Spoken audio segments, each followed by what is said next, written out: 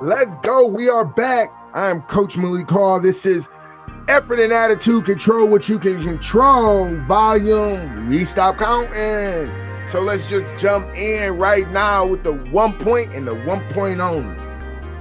The power of the backup. The power of the backup, Coach. I'm tired of being a backup. All right, I feel you. Slow down, homie. Slow down. I know you're tired of being a backup. I want to give you some game on what I've learned from being a backup. Contrary to what you may think, Coach Hall was not always a starter. Coach Hall was not always all-conference, all-American, or none of that. So everybody has to pay their dues, and I want to give you a perspective, the power that you will have if you are in a backup role. Okay, so the number one thing to remember is if you're on this team and you are considered a backup, that's an honor, cuz. That's an honor because there's 80 people on this roster that they could have thought to put someone as a backup instead of you. That's point one. I know we only deal with a bunch of points, but this power of a backup situation, I really got to get this down, and I really want all of the people who are playing backup roles or supporting roles to understand your power. Okay, so now, if you have been pinned as the backup to the number one, I want you to understand that comes with a responsibility for the number one to have confidence in you. Because number ones get tired. And if your number ones don't come out the game, it's because he done heard you complain all season. Oh, I'm behind him. He has no trust that you will go in there and hold his number one line. Hold the line that he's been battling. Soon as you go in, he's afraid you go give up the tutty. He's afraid that the ball go come to you and you go drop it. So I want you to understand, if you are in a backup role, it is a part of your job to make the number one know you have his back, and if anything happens, your shoestring come out the shoe. I'm out there because I know my route tree. I know where I need to line up. I know the blitz game. I know where to go with the ball.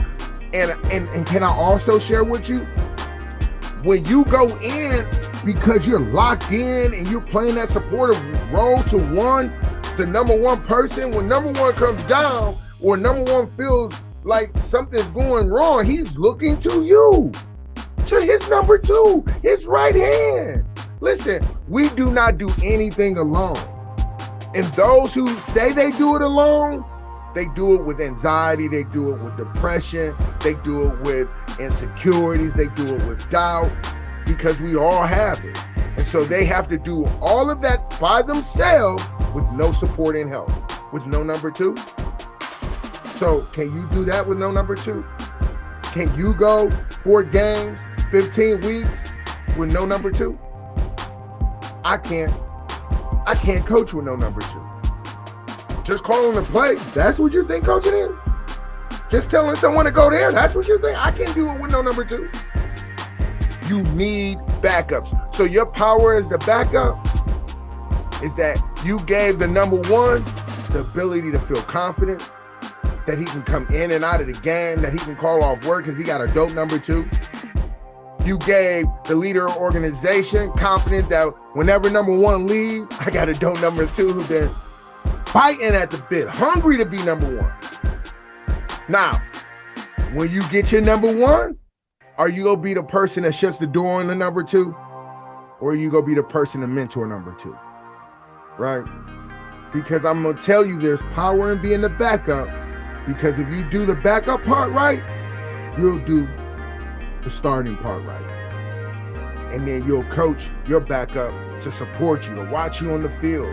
If you see I'm not looking weird, I'm not going to look to you if you're not looking at me.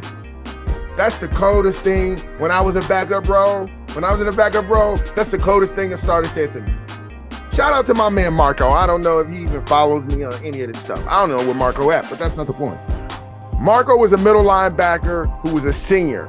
In my freshman year, shout out Tiffin University. My freshman year, Marco was a starter. Marco put me on game. He said, bro, if you want to know what I'm doing, just watch me. When I come to the sideline, ask me. He came to the sideline one time. I wasn't watching, and I didn't ask. And what I didn't know as a freshman, they wanted me to be his backup.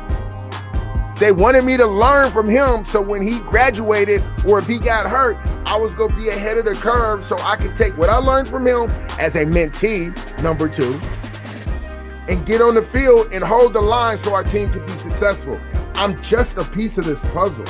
But in that piece of the puzzle, when I was playing number 2, I was stubborn. I was driven by ego. I was driven by stats. I was driven by, I'm bigger than this. Yeah, bro, you are. You bigger than this. And guess what happens when you think you're so much bigger than where you are? You end up finding yourself on the outs. And it's no one's fault but yours, because you were not comfortable in being the number 2 or being the backup or being the supportive role. So I want to share with you the power of being the backup. It's mentor, mentee. I got you, you got me. Hey, if you ever tired, if you ever hurt, you ever need water, I got you. That's the power of the backup. That's the power of being number 2. So what are you doing while you are in your backup situation, where you playing the number 2 role? Are you playing your ego, or are you playing the support? Until next time, control what you can control. And that backup role, you can control it, cuz. Peace.